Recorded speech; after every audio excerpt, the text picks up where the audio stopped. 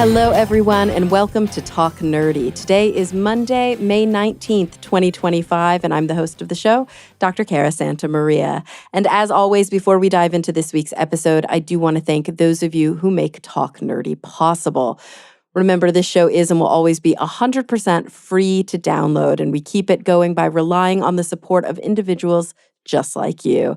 If you'd like to pledge your support on an episodic basis, all you've got to do is visit Patreon, that's patreon.com/talknerdy. This week's top patrons include Anu Bhadavaj, Daniel Lang, David J.E. Smith, Mary Neva, Brian Holden, David Compton, Gabrielle F. Jaramillo, Joe Wilkinson, Joseph Lamore, Pasquale Gelati, Rika Maharaj, and Ulrika Hagman. Thank you all so much. So let's get into it. I had the opportunity to speak this week with Dr. Brandy Schillace, and she wrote a brand new book, which we'll get into in just a second. But she is the former editor-in-chief of the journal Medical Humanities, a former professor and museum professional, working as a historian and writer, specializing in gender, medical history, and neurodiversity. In addition to the new book that we're going to discuss this week, she also has an upcoming fiction book, which is coming out in August, featuring, it's a mystery series featuring a female autistic protagonist. And she's made several TV appearances recently, including on The Unbelievable with Dan Aykroyd and Secrets Declassified with David Duchovny. She's currently on her book tour right now, talking about her new book, The Intermediaries, a Weimar story. And you're going to learn all about what that is. I'm going to let you hear it straight from Brandy. So here she is, without any further ado, Dr. Brandy Schillace. Brandy, thank you so much for joining us today. Thank you for having me. I'm really excited to talk about your new book, The Intermediaries, a Weimar story. So when I first had this come across my desk, I was like, okay, this feels, I didn't even know what it was until I dug into it. And then I was like, oh my God, I think I saw a documentary about this, or at least like somewhat related to this. And it was fascinating.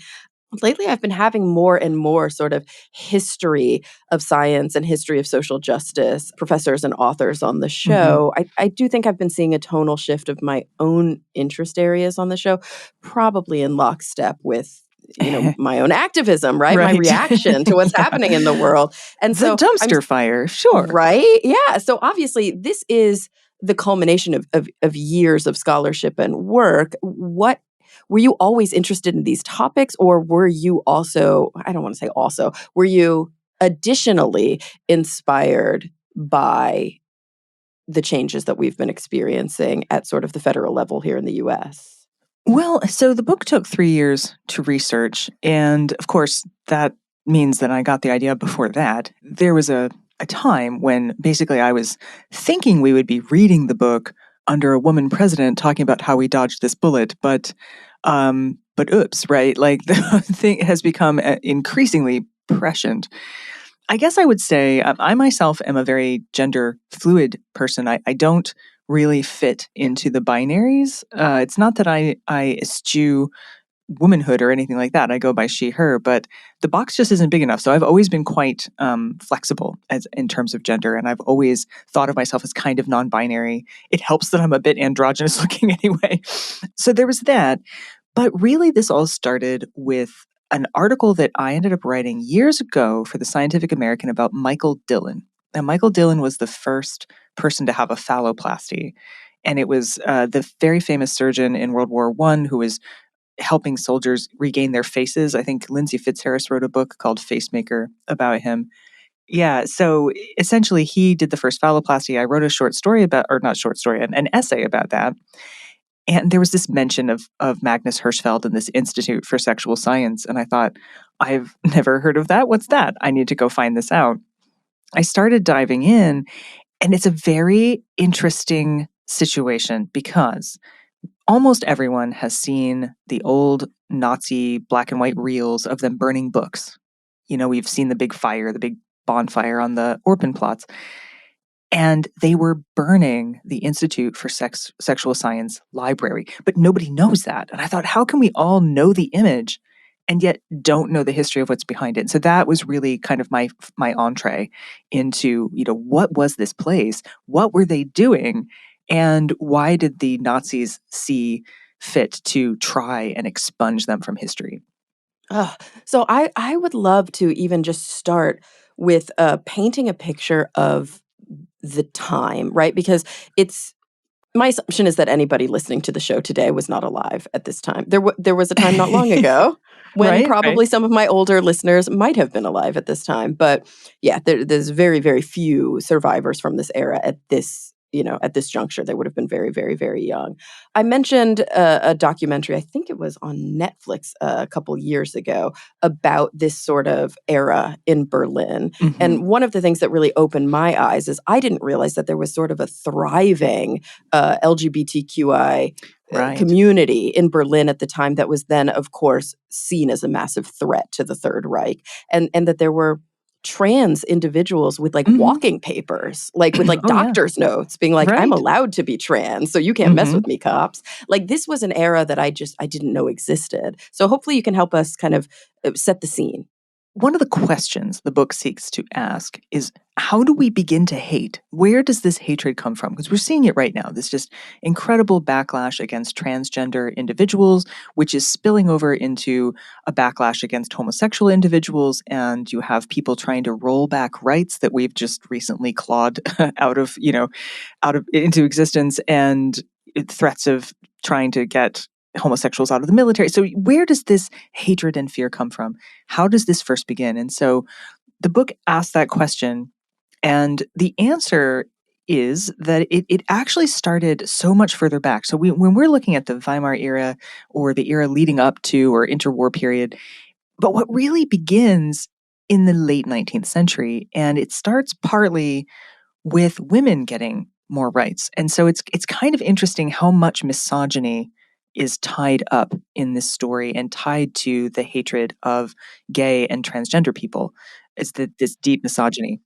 I'm so glad you said that. There's a documentary that I always tout on the show called The Mask You Live In, which is about, how we treat our young boys in kind of American society and how that translates into Hmm. behaviors of men. And there are a lot of really interesting themes of the documentary, but one of the more subtle ones that I've always picked up on is this idea that at the root of homophobia and transphobia really is misogyny. It's anger and hatred toward women because if we define if we define a threat to masculinity as Hmm. anything that is feminine, and if we Right. define feminine as anything that is, emotional, then all of a sudden anybody who embodies any of those traits is seen as less than male and therefore less than.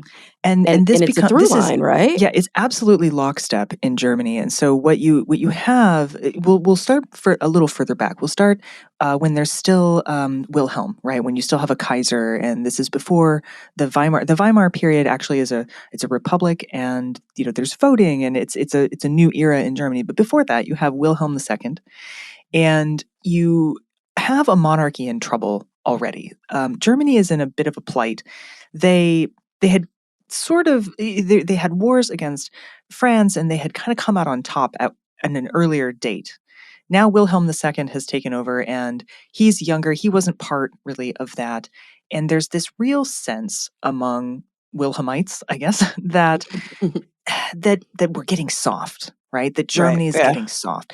And so one of the things he attempts to do is he's trying to expand his friends in the world. And you'd have to understand that in the late 19th century, the world was on tenterhooks. Everybody knew a world war was coming. Now you might think, how could they know that? Well, it's because there were all of these very complex relationships. Like, okay, if somebody threatens you, then I'll get involved. But if I get involved, then they get involved. And so, it's this web of alliances, and you needed to find friends. And Wilhelm was not great at this.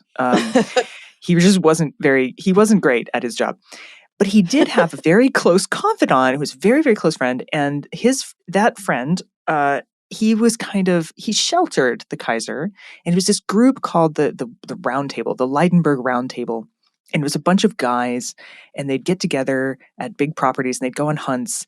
And the problem was, two of the people involved were suspected of being gay. Well, that's not a problem. People kind of looked askance. They weren't really paying that close of attention. Moltke was a name involved in this, and in Eulenberg was another name involved in this, and they're characters in the book. But essentially, the Kaiser had friends that people were suspecting of being gay, and this made it into newspapers as caricatures, as cartoons, as them showing them as super effeminate, drawing them as women. Again, because you have this hatred of women, you have this, I don't want to say hatred, but it's women were starting to get rights. They were entering the workforce. People were freaked out by this, and they thought that somehow they were going to take all the pie, I guess. So they were It's more like threatened. Yeah, exactly. Yeah, they felt threatened. And so the Kaiser originally keeps just sort of ignoring this. And then unfortunately, some things just can't be hidden, right? So there ends up being a court case. The court case becomes quite open and public, and the Kaiser's response is to show how not gay he is by basically expelling anyone who is even thought of being too feminine from the government and from the armies and from so he kind of does this sweep and goes, we're getting rid of anybody who could potentially be thought of as being gay, which meant that's suddenly a great weapon to threaten somebody with, whether they are or not, right? Mm-hmm. If you want them to be on the wrong side of the government. So it's almost a hysteria against gay people. And Magnus Hirschfeld, who is a character in the book and who starts the Institute for Sexual Science, he calls it a hysteria. It's there's just backlash of people going, gayness might be womanly. We must. Yeah. And so that's the first thing that you have going on. And weirdly enough, and I don't want to say hatred of women automatically led to World War I, but I am going to kind of say that. Yeah. Okay. I'm going to kind of say it. I'm kind of not surprised. I mean, it's at least a big ingredient. Yeah. So people were literally going, oh my goodness, our boys are getting weakened. They're spending too much time with women, and now they're coming out, they're turning into gay men, and they're too womanly. What we need is a good old-fashioned war. I'm not joking. These are things people were saying. That'll masculine them up real good. So oddly enough, World War I and the problems of Germany, and both the Kaiser's problems and ultimately his fall and the rise of the Weimar Republic, are tied up in these questions of threatened masculinity, fear of femininity. It's just this really weird time that never, you just don't, you hear about it as though a lot of this is sort of economic, and it's because Duke Ferdinand gets assassinated, and yeah, that's all in there. But there was so much rhetoric about showing that Germany was strong and masculine. And when that just completely they lose World War I, it's incredibly damaging to Germany financially. Almost an entire generation of young men are basically wiped out. It's just astonishing the number of deaths that happen to Germans in World War I. And then they're set, the treaty gives them really stiff sanctions, and so it's economically difficult for them to recover. Wilhelm is out. People are done with him. They're just done. So the Weimar Republic rises up as a democratic kind of institution where there's going to be elections, and the people are going to have a voice, and the proletariat is, it's this really positive thing. And with that comes a reaction against that kind of hyper-masculine ethos and a much greater acceptance of sexuality. This doesn't mean that they were okay, by the way. It doesn't mean that people were going, it's all cool, It was still but there illegal, was right? a tolerance. But there was a tolerance. Yeah. And the tolerance came from some scientific discoveries. And this is what I love about this book, is that despite all the political stuff I'm talking about, this is a history of science. It's a history of science, a history of hormones, a history of the gene. We were discovering these tiny little things which ended up being so responsible for so much of what happens in the human body. When we thought the brain did it all, we just thought you just decided, this kind of top-down God brain authority. And instead, your body's full of these little pieces and parts that do things without your knowledge. Your hormones change you, and your genetics, aren't in your control, right? And for Hirschfeld, whose favorite phrase was "through science to justice," he was like, okay, hormones show us that there's something in your body controlling kind of your gender that isn't a decision. It's a natural variety, and a natural variation in nature. It's evolutionary, therefore it can't be sin, and you can't penalize it. So to him, hormones, the discovery of the hormone, which is around 1905, meant a free idea, an idea that said, wait a minute, there's this huge spectrum of the ways in which hormones can affect a person and change who you are. And so gender must be a spectrum, and it can't be sinful. It can't be a choice. Therefore, homosexuality can't be a sin, can't be a choice, and shouldn't be illegal. And that sounds amazing. But at the same time, also right around 1905, they discover the gene, and they start talking about genetics. And in that sense, pseudoscience latches onto the gene, and you get eugenics. So it's a really good, through science to justice, but science doesn't speak for itself. And in this exact same time period, you have hormone science teaching people to be tolerant of gender diversity, and the new science of the gene kind of reinforcing eugenics. And it's happening at the same time, at the same place. Yeah, yeah. And so there's this tension that's building that's like both simultaneous, but also, as we often see with political movements, I mean, we're seeing this right now. There's often like a movement and then a backlash against the movement, and then more movement and then more of a backlash against the movement. And I mean, I believe truly in what MLK said, that the arc of, the moral arc of history does bend towards justice, but I think it's slow. And I think sometimes it is, 3 steps forward and then 2 steps back. Well, and the big thing here has to do with community. So on the side of Hirschfeld, so Magnus Hirschfeld, he was a doctor. He was a gay Jewish man. And he has these homosexual patients that are committing suicide, and he's so torn up about this. And he feels like, how could you force somebody into a position where they felt like that was the only choice they had to make when it's something so natural?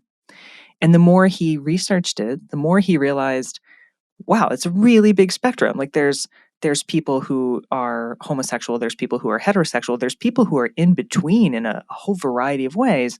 There's men who feel like they're women assigned male at birth. It gets complicated in the terminology, I should say. The book lays it out really carefully because the terms were changing over the time period. But you have men who were assigned male at birth who felt like they were women, but who were also attracted to women. And Hirschfeld was trying to figure out, like, okay, so does that make them straight? The kind of confusion between gender and sexual orientation. And sexual orientation. All kind of up in the air. Yeah. Oh, it was. And so Hirschfeld, he keeps just writing. Like he writes a book and goes, okay, I've got it. And then he's like, okay, no, that wasn't good. Okay, here's another book. And now I've got it. And he's like, there's 40,000 combinations. Like you could be any one of these things, and you could have so he has these different markers where he's like, okay, there's 6 different things and they can go in 6 different ways. It's math basically to say there are intermediate forms. And he some of this is coming out of Darwinism, right? And evolutionary theory. And he's like, when something in nature changes, you don't go from fish to land animals, right? There's intermediate forms. So he felt that there was intermediate genders. And I love this term because it doesn't really have any baggage. The intermediaries, it has 2 meanings. It means between, right? It's something in between, but it also means to mediate, right? To be an intermediary among other genders, among other people groups. Oh, cool. In this community. Almost like a diplomat or something, like someone who goes between. Exactly. And he saw himself in this role. And so he not only did I'm jumping forward a little bit in time, but after the turn of the 20th century, during the Weimar, where you do have a more permissive sense of things. Again, I don't want to give anyone the impression that anything was legal. There were still laws. You could still be arrested. There was still blackmail. There's all these things. But that world allowed him to say, look, we need to have a science of sex to understand this. And we need to build an institute where people feel safe to come here and learn in a community. And the community aspect is really interesting. And so I feel like one of the reasons that the arc of history bends towards justice is because on the side of justice, there's so much building up, lifting all the ships, right? Joining in community. They had therapy. They had, there was psychological therapy that his patients would undergo. There was community therapy. They went on events together. They had balls together. They went out. They taught young people how to behave and how, say, not to get caught in the clutches of a blackmailer, for instance. Important lessons, right? Where on the other side, you've got Hitler and the Nazis, and they're on the rise too. But they're not a community in that sense. They stab each other in the back, quite literally. In fact, Hitler's right-hand person, Ernst Röhm, was homosexual, openly. Yeah, that was heavily featured in that documentary. Yeah, That and at the beginning that didn't pose a problem because he had a role and he had a use. And right. Well, then much as yeah. Wilhelm with Eulenberg and Moltke, right? It's not a Mhm. problem until it Mhm. becomes a problem for me. Right. And And I think then about that suddenly, with Trump, yeah, right? Like he has all these allies until there's like one sniff of a lack of loyalty, and then all of a sudden that bridge is burned. And it makes you wonder how like that just an empire like that cannot stand. It will fall under its own right. weight. It Yeah. does. And Yeah. it does. I mean, so Hitler depended on Rome and then had Rome murdered. Right. Yeah. They actually tried to get Rome to commit suicide, and he just refused. He was like, "No, no." So you that's not a community that can stand up on itself. And so, on one hand, you have the LGBT community, and women. Hirschfeld's institute welcomed. I have to say, Hirschfeld was most unique in his ability to learn. He didn't start off being a super feminist sort of minded person, but he got taught, he got learned, he got taught by women.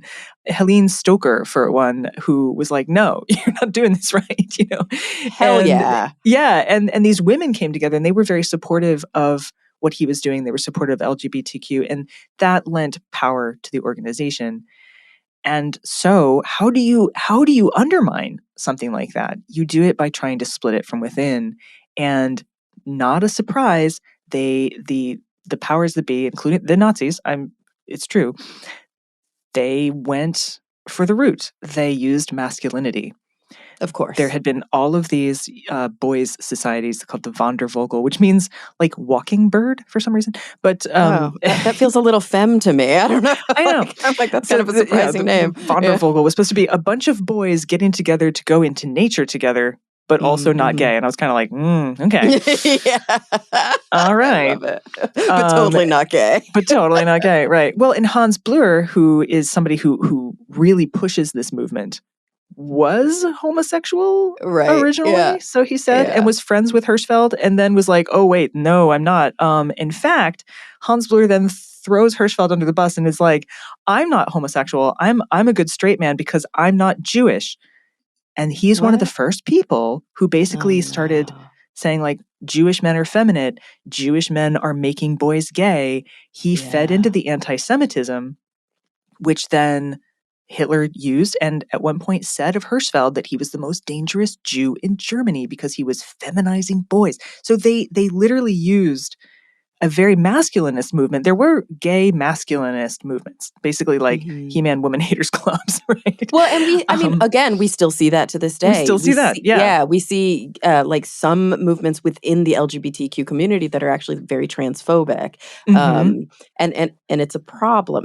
Nothing is monolithic, Well, TERFs, but right? Trans exclusionary radical totally feminists, right? feminists. Yeah, yeah, yeah. Which Feminists started off being in support of the transgender folks, but it gets really muddy, and that's how they seek to break it up because they know that community is dangerous. That joining together of community is scary to the powers that be that were the Nazis. Hadn't actually started calling themselves that yet, but they were headed that mm-hmm. way, right? They were going there. So Yeah.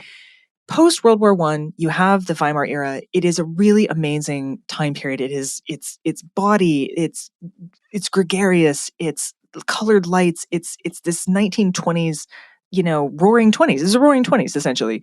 And it's amazing. It's a fascinating time period, but it's also incredibly fraught because the economy is in the crapper and inflation is out of control and you already had anti-Semitism. It's not like Hitler didn't invent that, by the way. Hitler No, of just was course like, not. that looks like a great weapon. Let's use that. Yeah, it's Um, again, I can't help but parallel. Like, it's not like white supremacy is new. It's just right. that, Trump is really good at blowing that dog whistle. Oh, yeah, That's totally. what that So, is. Yeah. yeah, that's all it is. So basically, he kind of steps in and goes, okay, we can use our misogyny and our pro man strong Germany And we can mix that with eugenics, and we can say, well, Jews have weak genes, and women, even though some of the women are German, somehow that's weak. All of that is weak and all of this is strong. And they use science, they twist it, and they turn it to their own ends. So, for instance, we've got RFK Jr. right now saying things like, we have vaccines and they work. And he's trying to upend all kinds of actual proven science and saying that what he's doing is science, right? So it does not speak for itself. Science isn't just this thing that sits apart from politics in this time or now. So that you have that misogyny basically kind of bleeds into the story in surprising ways and seeks to undo the strength of these communities of support. And they're largely not they're not successful in that way. They're successful in the end just through basic violence, but ultimately they don't succeed in completely dismantling it. They just succeed in moving it. Hirschfeld's tours across parts of the rest of the world, he seeds organizations all over the place, including organizations that are still around today. So I feel like it's kind of like Star Wars. The Rebel Alliance, the Empire is growing, but the rebels, they've seeded little pockets of rebellion in other places, and we're just waiting for a new hope, right? So it is not a story. The story is not as dark as it looks like it's going to be. It's actually a story of hope in the darkness. So talk to me about, because one thing I don't know if we fully covered, you were talking about this idea of the intermediaries, this sort of both mediating but also in between or inter, and the fact that it was quite, I guess, an accepting community. So who was participating there? Was it mostly LGBTQIA? I mean, were we talking about a lot of non-binary folks, mostly trans folks, mostly people who are gender queer, gender questioning, or was it just kind of all of the above? If you just didn't fit the cookie cutter, specific gender binary normative identity, you were welcome. So it was the huge umbrella. It was the umbrella over everything and it was coined by Hirschfeld. And he says this term, it offered an in-between state of being. And he actually recognized non-binary genders back then, which is astonishing because I feel like even today you have people going, what? Yeah, exactly. I don't get it. What's a pronoun? I don't get it. Yeah.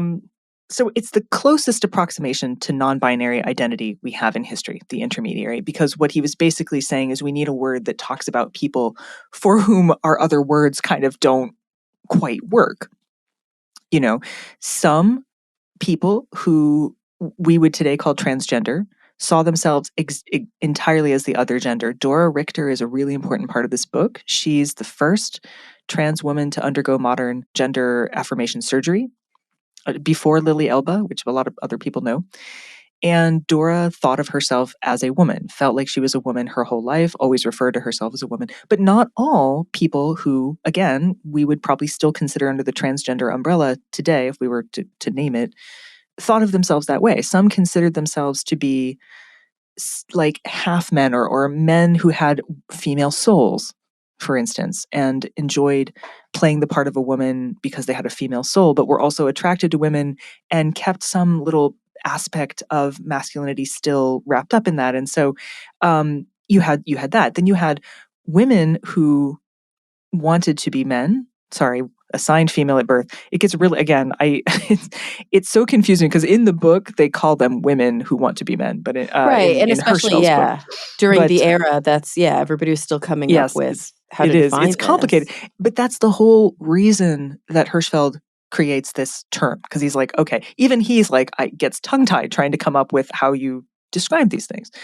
So there were assigned women, assigned female at birth, people who were wanting to become men, but there were also women who were in love with women and were didn't want to become men, but thought of themselves in masculine ways. And so there's all of these different pieces, including people who were asexual, who were not didn't feel sexual attraction in the typical way towards another human being.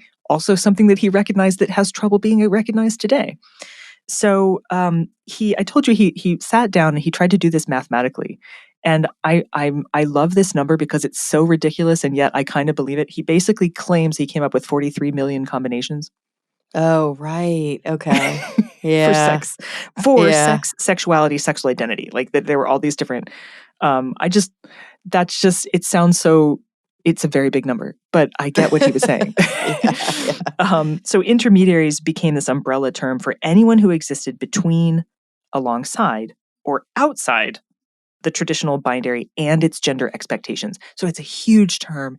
It's such an important term, and I'm kind of sorry that we don't it's not really in parlance anymore, but I feel like it ought to be, Yeah, I love because it. it Yeah. joins transgender people with homosexuals with gender nonconformists, Yeah, and now he we have to just say did away with the divisions. LGBTQIA plus, and there's always a change to it and an add to it, and like, oh no, we're leaving somebody out, and we want to be inclusive, and it's complicated It finding is, it is, the right and there's nothing language. wrong with naming the individual ones, but I love again, Hirschfeld increasingly, because he started off with the third sex. He was like, okay, there's 3 genders. And then he gets to 43 million. This is a man on a trajectory, right?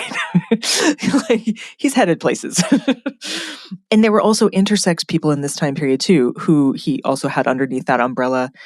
What today we know that, like, there's not just XX and XY. There's multiple combinations. You can have an extra X chromosome. You can have an extra Y. There's all these different ways that you can have chromosomal nonconformity as well, including what they is chimera, which is where some of your body has more masculine DNA.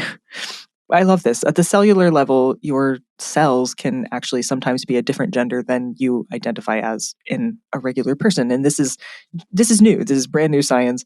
So he was ahead of his time in a lot of ways. And he got there mainly by thinking it through and knowing people, because the science was early. They were doing experiments on roosters, on guinea pigs. They were taking testicles out of masculine guinea pigs and putting them in female guinea pigs and seeing what happened. There was all kinds of stuff that was going on. There was Charles Edward Brown Sucard, who was crushing dogs' testicles and injecting it into himself because, Fun. masculinity, Yeah. virility. Ooh. Yeah. I know. It's like still like we still see that all the time with like traditional Chinese medicine and stuff. It's like, here's your Yeah. boner pills. It's like crush Yeah, a yeah. tiger There's some penis or real interesting yeah. Yeah. tiger penis. Okay. Yeah, there you Yeah.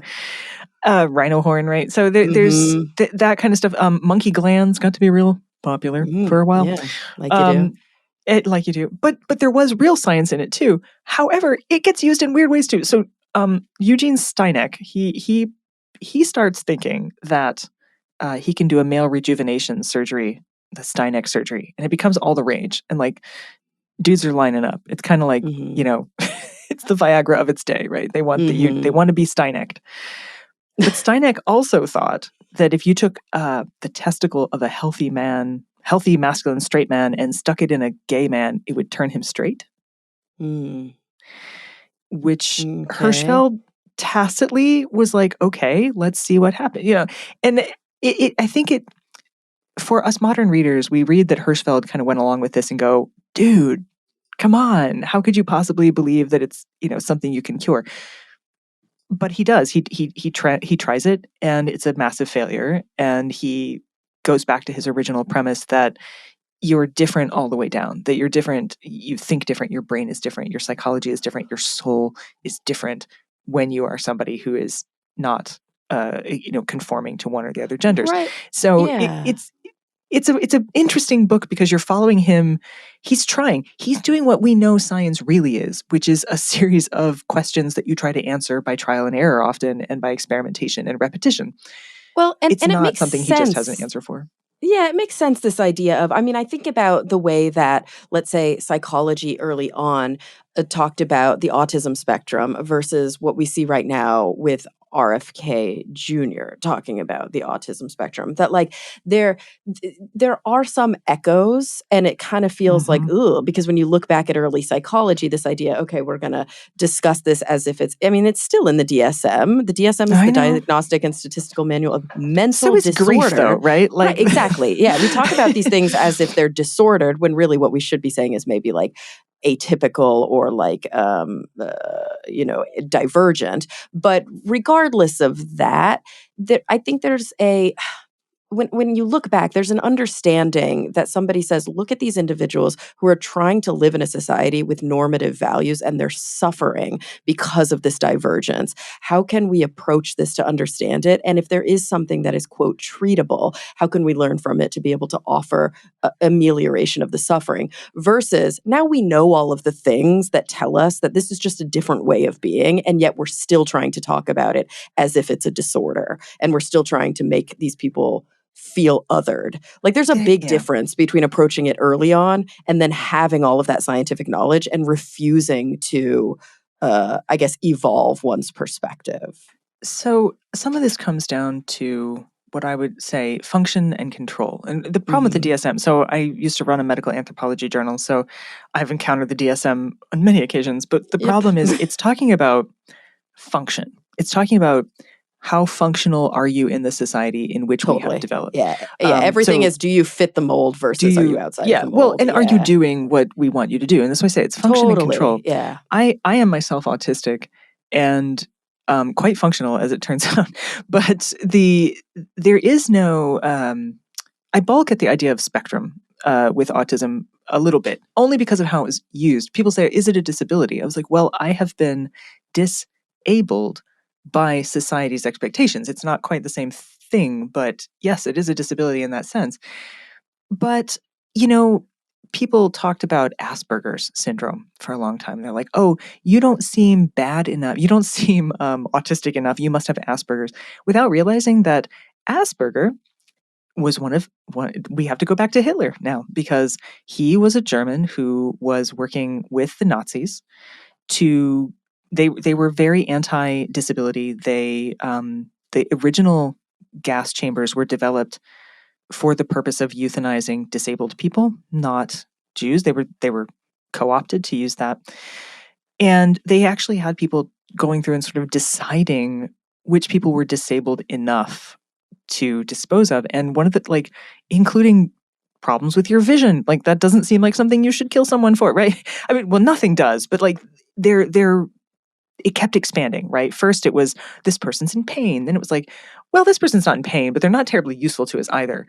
Right. Or we don't want them to make more of them, because or they don't want them to make more of them, right? Or, which Hitler got from us. That comes from the United States, actually. Yeah, all that eugenic stuff we totally exported. I know, we exported that. Mm-hmm. So one of the things that Asperger did was he tried to decide which people with autism or neurodivergence would be easy enough to control and useful enough in society. And he called those ones Asperger's and the other ones autism. And those ones were the ones that go to the chambers, right? So Asperger is really a word for, we can get you to do what we want, so you're okay enough. And that's just horrific. That is horrific. Yeah. And that's the big difference. We've been talking about this a lot on my sister show. That's a weird way to put it, but on the Skeptic's Guide to the Universe, that there is a difference between somebody who experiences what we might have historically called level 3, or like some people used to call profound, which I don't like that term. But there is a difference when somebody has autism to the extent that they cannot speak, or that they have such kind of intense rigidity around routine that they're not ever going to be able to have a job or take care of themselves, and that they're always going to need full-time caretaking. Usually that is frequently because they have autism and something and else, an intellectual disability. Yeah, usually there's a strong cognitive component there. Yeah, so that's the other thing, is I think when, and actually I know lots of non-speakers who don't have cognitive impairment, who write, and are quite brilliant writers, but can't speak.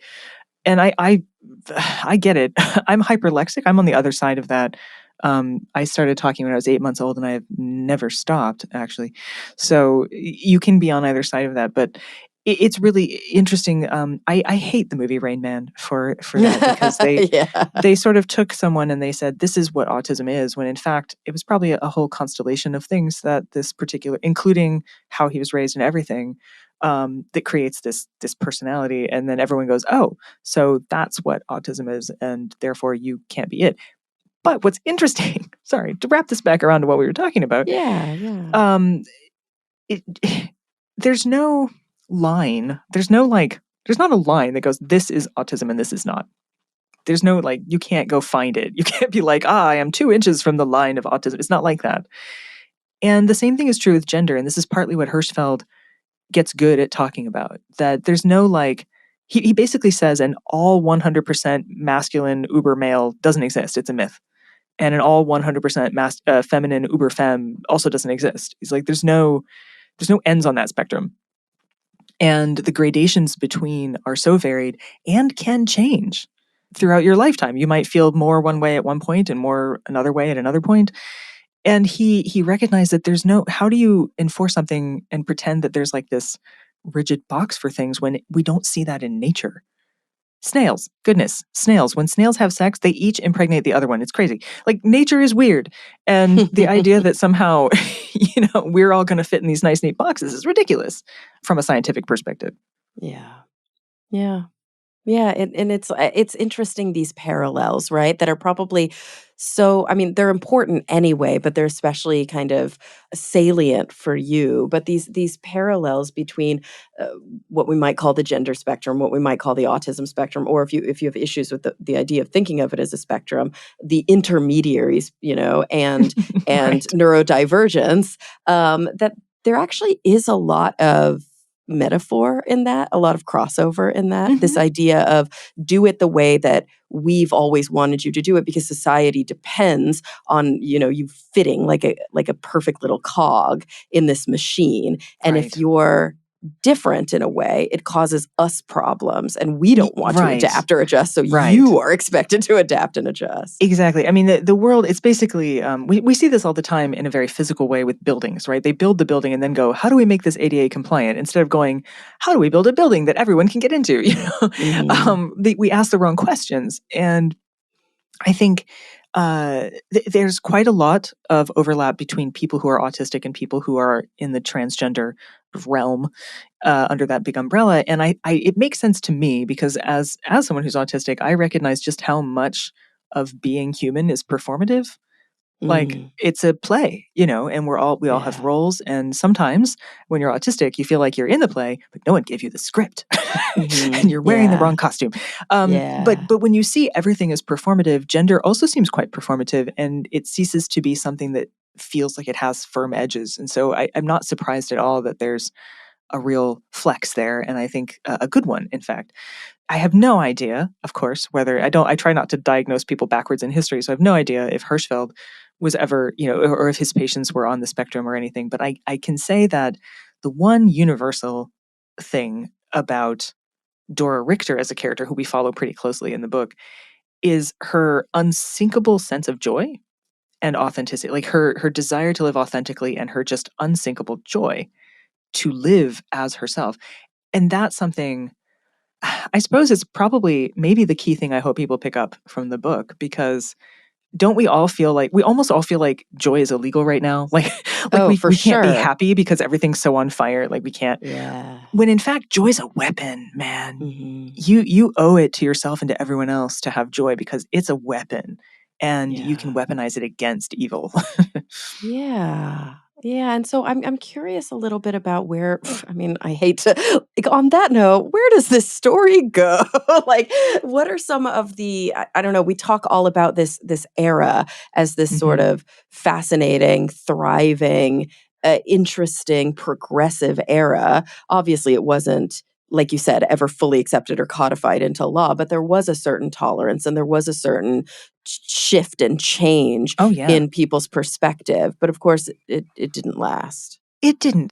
And the backlash was strong, and the backlash was ugly, and horrific. And of course, still one of, in terms of loss of life, one of the worst. World War II is still one of the worst wars ever for loss of life.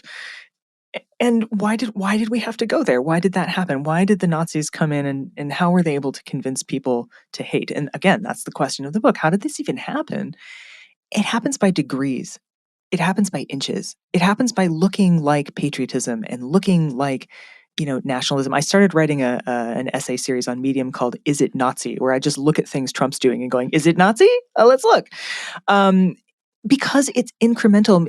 People, I think, one of the ways we teach history about World War II is tanks in the street, but you get the war doesn't happen when the tanks hit the street. The war happens decades before that, or it starts decades before that as we move into an era where people steadily accumulate a sense of numbness towards horror. And they allow certain groups to be marginalized until they no longer think of them as people. And so you had that, it was ongoing. It was happening in the 19th century. So it was happening throughout the Weimar. You saw it being chipped away at little by little. The book kind of shows the underneath. If you were looking underneath the hood, right, it's being chipped away at little bit by by masculinists, by masculinist straight people, masculinist gay people, certain religious authorities, right-wing people who wanted a return to an empire and who wanted a king back, essentially thought that democracy was a terrible idea and wanted a single strong ruler who, even if he was wrong, would just say it like it is. So you can hear the MAGA refrain right there, right? Yeah, for sure. That attractiveness. Somebody tell us what's happening. And then you add to that, you have the flu, the flu that hit, the flu pandemic of 1918 is kind of wrapped up in that. The economic collapse. I mean, am I surprised to see that we're in a state that's similar in the world right now? I'm not. We've had a lot of the same kind of weird upheavals happen. Quick, rapid technological growth, sudden movement of people, pandemic, and economic instability. Those are just a terrible recipe. And it doesn't mean you have to end up in a world war or with a bunch of fascists, but it does make it much harder to fight those things. Or to keep them from happening, right? Like your prophylactics have to be pretty damn strong. So essentially, it kind of collapses around it, and Hitler is able to take power legally. This is the other thing. People always think that he does try a coup first. It fails. Unlike Trump, he gets arrested for it. He gets out, and when he takes power the second time, he actually does it legally. Like he has the votes. Like he manages to get in legally because people are very divided, and he starts dismantling everything. I mean, in the very first thing he targets in 1933, like we're talking weeks after not even weeks after he takes over, like it's just very, very soon, is he goes after Hirschfeld and the Institute, and he wants to burn the books. He wants no one to know about what they have in there. And what do they have in there?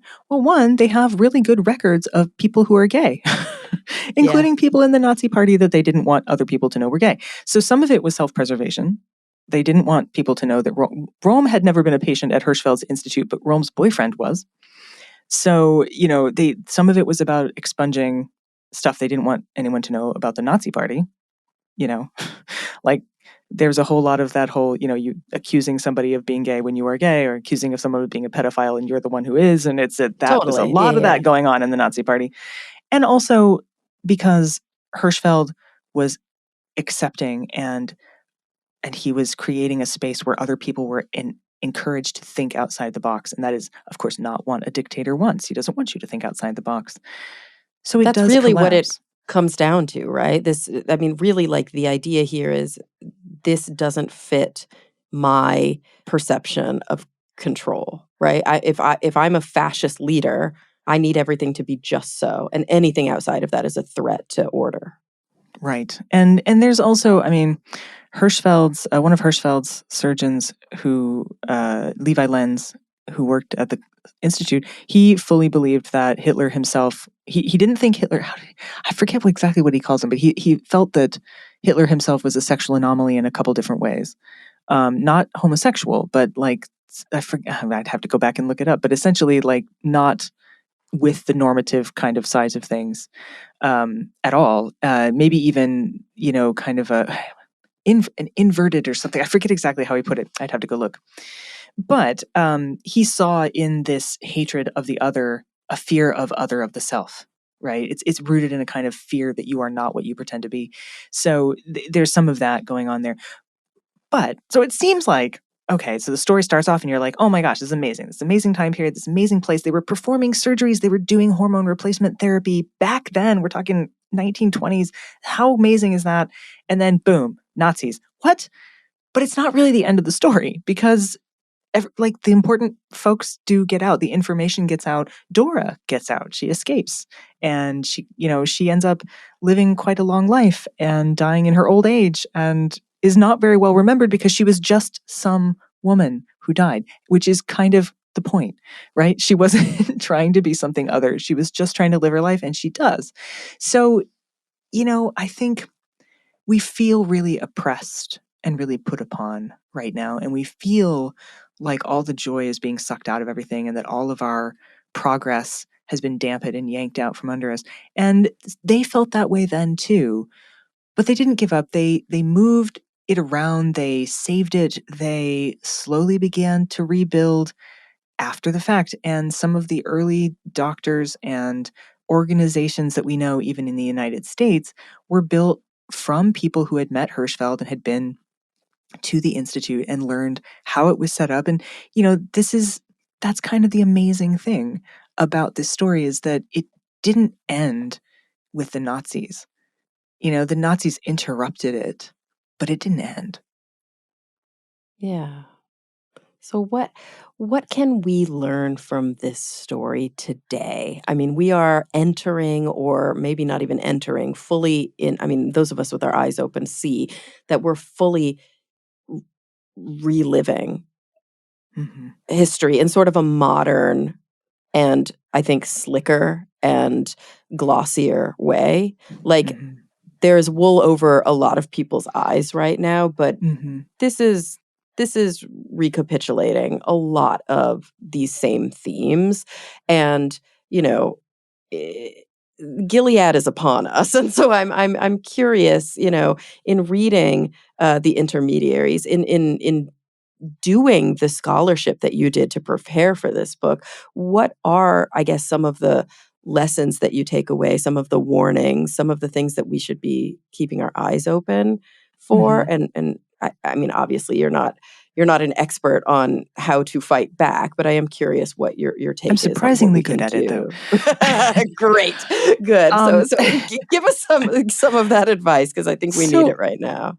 some of it is, and I do think I'm going to bring autism up again, because I do think as an autistic person, I do compartmentalize things. And so I had a bad year. I actually fought breast cancer this year. I had a double mastectomy. And when I woke up from surgery, Trump was president. That's basically when I had the surgery. It was like, I voted, I went and had surgery, I woke up, he was president. And I was like, you've got to be kidding me. So during my recovery, in the first 3 days, I started building lists of, like, here's a list of people who are good at immigration law, and here's a list of people. Like, I just immediately started building these groups of people that I knew other people were going to need. And I started, like, because I think a lot of times there's a grieving period, like something horrible happens and you have to lay down and grieve it a little bit. And I, as whether this is an autistic trait or just a me trait, or because I'm Gen X and grew up in, like, abandoned coal lands, who knows? But I tend not to have the lie down period. I get up and I just go. That doesn't mean that you shouldn't grieve. It doesn't mean that you shouldn't be sad and upset by what's going on. I think you can't white knuckle joy, right? You have to be allowed to be angry. But little things matter. Incremental things matter. And I think one of the dangers of looking at the world right now is feeling like there's nothing you can do to stop any of the things that are going on. Well, everyone felt that way in Hirschfeld's time too. But as you read in this book, it was people doing small things, little things that collectively made a difference. And so looking at your nearer circle, none of us can ever really affect the world stage. Never, no one ever can, really, right? Unless you're, I don't know, a president, I suppose. Instead, we affect our local, we affect our neighbors, we build community.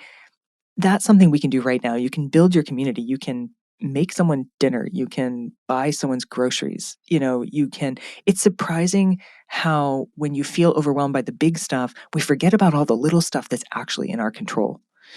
Um, you know, Dora kept birds and flowers, and she sang. She did things for people. She was amazingly giving and generous in so many different ways. When she ends up working at the Institute, and she kind of becomes like den mom to all these other people working at the Institute. She made lace. And I think about lace as being this incredibly painstaking, slow process that seems like it's going to take forever to turn into something, but make something beautiful. So she had that mindset. I guess the main lesson is, the despair is their weapon and joy is our weapon. Violence and pressure is their weapon. Propaganda is their weapon. Community is our weapon. We've always had those weapons. What they try to do is make you think it's useless to try and use them. So the main way you fight fascism is you fight it every day in little tiny bits. Oh, I love that so much. And I know that I've mentioned this before on the show, but there's that quite famous quote. I think it was by Dan Savage talking about his experience during the 80s, and he said, we, during the darkest days of the AIDS crisis, we buried our friends in the morning, we protested in the afternoon, and we danced all night. Yes. And the Yeah. idea here is, what is the point? What are we fighting for if we can't go out and dance? And I love this concept, this idea that joy is an act of not just humanity, but rebellion. And it reminds us of why we're continuing to fight. Yes. And the other thing, too, about that is that joy is its own fuel and food. And it's only by dancing all night that you have the strength in the morning. Ugh. Brandy, this has been such I mean, it's a hard talk to have, right? It's important, it's difficult because it brings up, I think, a lot of trauma for a lot of individuals today. This era in history that's equal parts inspiring and devastating. It mirrors what a lot of people are going through right now, but I think it's so important not to look away, and it's so important not to allow those burned books to be relegated to history. Like, we have to rewrite these stories. We have to bring them out into the daylight. And I'm so glad that you took the time to, and it's a lot of time and it's a lot of effort. It was a lot of time. Yeah, to was a bring lot of time. these stories into the light, and also just this hour with us today. It's important, and I'm really grateful for it. Thank you. And I guess I should add that just as community is important to resistance, community was important to this book. One of my greatest resources, yes, I spent time in archives. Yes, I did all kinds of work like that. But one of my greatest resources were other transgender people who were doggedly searching for evidence of their ancestors, essentially. And Clara Hartman was the first one to find information that proved that Dora had survived the war. So, and she's not an official researcher or anything. She just was just gonna find out, she just wasn't gonna give in until she did. And the cover of the book, if you haven't seen it yet, it looks singed at the edges. That was actually my partner's idea, Mark. He suggested that this is one of the books that escapes the fire. Oh, I love that so much. Gosh, Brandy, thank you so much for being here with us and for sharing this wonderful story and this wonderful gift. It's really meant a lot to me personally, and I think it's probably been really meaningful to the listeners as well. Well, thank you so much for having me on. I love your show, and hey to everybody out there. I'm on book tour. Hope to see you soon. Heck yeah, everybody. The book is The Intermediaries, a Weimar story by Brandy Schillace. Thank you so much, Brandy. Everybody else, thank you for coming back week after week. I'm really looking forward to the next time we all get together to talk nerdy.